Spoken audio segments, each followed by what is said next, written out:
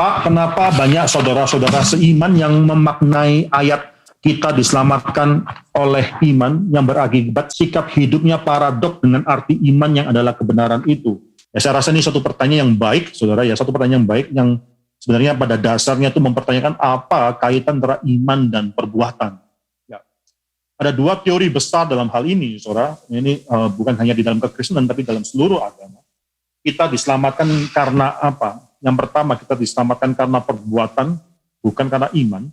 Dalam kekristenan dalam abad yang kelima itu ada suatu perdebatan antara Bapak Gereja Agustinus dengan Pelagius. Agustinus dan Pelagius mengatakan bahwa kita bisa menyelamatkan diri kita sendiri, tidak perlu ada anugerah Tuhan. Hal-hal yang baik itu sudah ada di diri kita. Kita hanya perlu mencarinya, menggali ke dalam hati kita dan menemukan bagaimana kita bisa melakukan perbuatan baik. Kita tidak perlu ada anugerah dari luar diri kita. Kita bisa menyelamatkan diri kita. Autosoterik, saudara, itu keselamatan daripada diri kita, yaitu melalui perbuatan kita dan sebagainya, perbuatan baik kita. Ini dalam sejarah gereja akhirnya pandangan daripada Pelagius dianggap bidat, bukan orthodox Christianity, tapi dianggap sebagai heterodox. Tapi dalam sejarah gereja terjadi suatu mutasi, saudara, perubahan, bukan Pelagianisme, tapi semi-Pelagianisme. Jadi semi-Pelagianisme bisa tetap dikatakan gereja Roma Katolik. Gereja Roma Katolik itu percaya masih ada andil daripada perbuatan baik, walaupun perbuatan baik itu bukan yang membuat kita bisa diselamatkan, tetap harus ada anugerah daripada Tuhan, harus masuk supaya kita bisa diselamatkan. Itu masuk pertama kali misalnya melalui baptisan anak. Tapi dalam hidup kita sebagai manusia itu perbuatan itu justru yang penting. Kalau kita berdosa, sudah jatuh dalam dosa, maka ada sakramen penance. Sakramen penance sebenarnya kita bertobat dan harus melakukan perbuatan-perbuatan tertentu supaya kita bisa kembali ke dalam anugerah tersebut. Jadi Katolik itu semi-Pelagianisme, termasuk juga Arminianisme. Arminian, ya, kita reform, seringkali dibenturkan Calvinism dan Arminianisme. Arminian juga percaya semi-Pelagianisme, di mana anugerah Tuhan itu memang harus ada. Tuhan mengulurkan tangannya dari surga, dan tapi manusia itu harus berjabat atau menerima anugerah keselamatan tersebut daripada Tuhan. Maka semi-Pelagianisme itu mengatakan bahwa bukan anugerah, tapi ada kerjasama antara manusia dan Tuhan. Khususnya Tuhan memberikan anugerah, manusia menanggapinya. Yang kedua adalah konsep mengenai keselamatan itu diselamatkan karena iman, bukan karena perbuatan, hanya karena iman saja. Ya, ini adalah suatu konsep yang kita terima dalam Protestan, dimulai dari Martin Luther, diteruskan oleh Calvin, dan sampai sekarang. So, kita menerima juga mengenai keselamatan hanya melalui iman, bukan karena perbuatan kita. Saudara, karena konsep yang berlawanan antara Katolik dan Protestan, khususnya pada awal abad ke-16 ini, saudara, maka Katolik itu pernah menuduh Protestan itu sebagai antinomian, ya, saudara bisa garis bawahi kata antinomian. Anti itu berarti melawan, nomian dari kata Greka nomos, itu artinya hukum. Mereka mengatakan bahwa orang-orang Protestan itu cuma percaya iman, tidak perlu ada perbuatan. Kalau mereka berdosa, tetap mengatakan bahwa saya diselamatkan oleh karena iman. Mereka orang yang anti hukum Tuhan. Saudara, ini menarik sekali, saudara. Ini adalah satu charge satu tuduhan yang Katolik lemparkan kepada orang-orang Protestan. Tapi saudara, dalam pemikiran orang reform tidak sedangkal itu. Memang ada sebagian denominasi pada saat ini, misalnya hyper grace theology, yang menekankan bagaimana keselamatan itu hanya karena iman tanpa perlu lagi melihat perbuatan baik. Bahkan ada orang-orang Kristen tertentu yang mengatakan kalau kita sudah menjadi orang Kristen maka tidak ada dosa lagi. Kalau kita sudah menjadi orang Kristen maka dosa kalau kita lakukan itu tidak ada impact-nya dalam hidup kita sebagai orang Kristen. Orang Kristen tidak mungkin berdosa, apapun yang kita lakukan itu bukanlah dosa. Ini sudah memutarbalikkan ajaran Alkitab, saudara. So, kita memang diselamatkan oleh karena iman, tapi iman yang menyelamatkan kita itu tidak pernah dilepaskan daripada hukumnya Tuhan. Berarti kan suatu hal yang penting, hukum Taurat ketika diberikan kepada orang Israel itu diberikan bukan kepada bangsa Mesir yang belum punya iman, tapi kepada orang Israel yang sudah beriman. Sekali lagi, saudara, hukum Taurat itu bukan diberikan kepada orang Mesir yang tidak ada iman supaya melalui hukum Taurat, lalu mereka mengerjakan hukum Taurat, mereka mendapatkan keselamatan, tapi justru diberikan pada anak-anak keturunan Abraham, yaitu keturunan iman daripada Abraham, yaitu orang-orang Israel. Mereka sudah mengenal Tuhan dan diberikan lalu hukum Taurat. Maka di sini, saudara, tanpa iman, maka perbuatan baik atau hukum Taurat itu nggak ada artinya. Nggak ada artinya Tuhan kalau memberikan hukum Taurat itu kepada orang Mesir, itu nggak ada gunanya. Mereka juga nggak mengerti apa itu, dan mereka nggak mungkin bisa melakukan. Tapi hukum Taurat justru diberikan bukan pada orang Mesir, tapi diberikan kepada orang Israel, karena mereka adalah orang yang beriman. Sekali lagi, maka di sini hukum Taurat itu bukan untuk menyelamatkan seseorang, tapi hukum Taurat adalah diberikan kepada mereka yang sudah mendapatkan keselamatan. Ini penting sekali. Saya ajak kita membaca satu bagian Alkitab yang penting, yaitu daripada Ulangan. Saudara. Ulangan pasal 30 ayat yang ke-11. Saudara. Ini adalah ketika orang generasi kedua daripada orang Israel saudara, duduk di bawah kaki Musa, dan Musa mengajar mereka lagi. Ulangan berarti ini pengajaran yang kedua kali kepada generasi yang baru. Dan Musa menceritakan kembali mengenai semua hukum daripada Tuhan. Lalu ayat yang ke-11 ini penting. Sebab perintah ini yang kusampaikan kepadamu pada hari ini tidaklah terlalu sukar bagimu dan tidak pula terlalu jauh.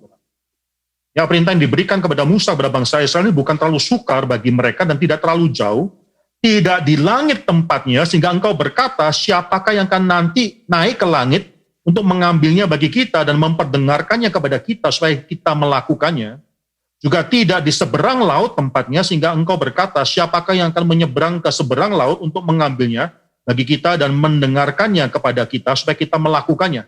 Tetapi firman ini sangat dekat kepadamu, yakni di dalam mulutmu dan di dalam hatimu untuk dilakukan. Sekali lagi, saudara, firman yang diberikan oleh Tuhan kepada orang Israel, itu nggak diberikan kepada orang Mesir. Orang Mesir akan mempertanyakan kalimat ini, bagaimana kita bisa melakukannya. Ini diberikan kepada orang Israel, firman tersebut, hukum Taurat tersebut, itu dekat kepada mereka, yakni di dalam mulut mereka, di dalam hati mereka untuk dilakukan. Dan maka di sini, saudara, orang yang diselamatkan malah bukan dilepaskan untuk dipisahkan daripada tuntutan untuk bisa melakukan perbuatan baik. Ini nggak dipisahkan, jangan dibuat dikotomi. Tuntutan perbuatan baik itu justru diberikan kepada mereka yang sudah menikmati karya baik daripada Tuhan. Sekali lagi, tuntutan perbuatan baik diberikan kepada mereka yang sudah mendapatkan, yang sudah dimungkinkan bisa melakukan semua hal tersebut karena karya baik daripada Tuhan, yaitu keselamatan. Kalau enggak, saudara, enggak mungkin bisa dilakukan. Orang Mesir enggak bisa melakukan semua tuntutan hukum Taurat tersebut. Ya, orang Israel bisa, bahkan bisa menginginkannya. Maka di sini, saudara, saya mau bicara mengenai 3 fungsi atau kegunaan daripada hukum. The 3 uses of the law, 3 fungsi atau kegunaan daripada hukum. Yang pertama, saudara, untuk apa hukum Taurat tersebut? Mengapa ada tulisan hukum Taurat tersebut? Itu bukan supaya untuk menekan kita, itu untuk orang Mesir, saudara. Kalau saudara merasa tertekan karena harus melakukan hukum Taurat, saudara, itu saudara mungkin adalah golongan orang Mesir. Saudara. Jadi bagi orang anak Tuhan, bagi orang Israel, itu ada 3 hukum yang kita lihat di sini. Yang pertama, saudara, itu menjadi suatu kaca, mirror yang melihatkan pada kita mengenai kemuliaan daripada Tuhan, kekudusan daripada Tuhan, yang melihat bagaimana kita adalah orang yang berdosa, yang memperlihatkan pada kita bagaimana kita adalah orang yang tidak bisa atau hopeless di dalam dosa-dosa kita. Ini seharusnya orang yang tidak percaya, ini fungsi hukum Taurat juga bagi orang yang tidak percaya, ya. Itu menjadi suatu kaca yang melihat kebobrokan kita dan our helplessness, ketidakberdayaan kita. Yang kedua, saudara, itu untuk fungsi pada hukum Taurat, ini juga khususnya untuk orang-orang yang tidak percaya, adalah untuk restrain evil, saudara. Atau untuk mencegah dosa bertambah lebih lanjut lagi.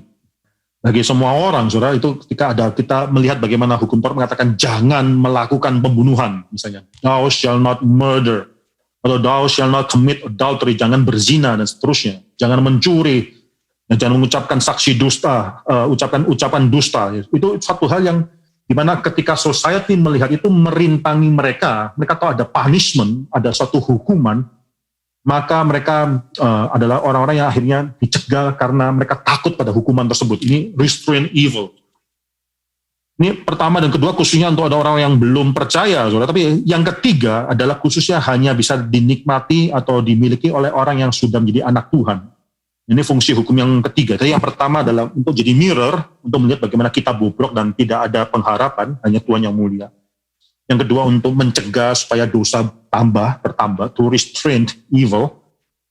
Yang ketiga yang hanya bisa dimiliki oleh anak Tuhan adalah untuk membawa anak-anak Tuhan, guide them, memimpin mereka di dalam akhirnya melihat perbuatan-perbuatan baik yang sudah Tuhan persiapkan bagi mereka.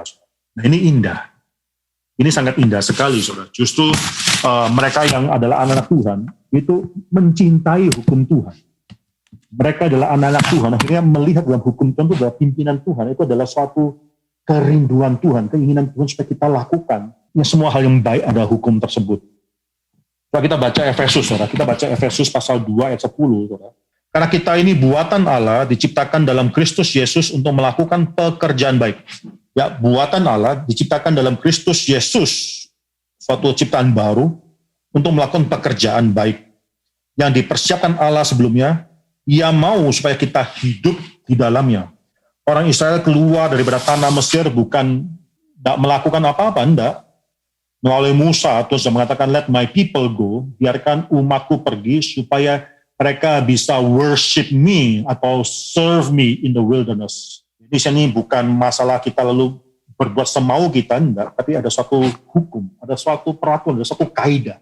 Kita ini kayak anak-anak Tuhan, hidup dalam rumahnya Tuhan, ada family code, ada suatu peraturan keluarga.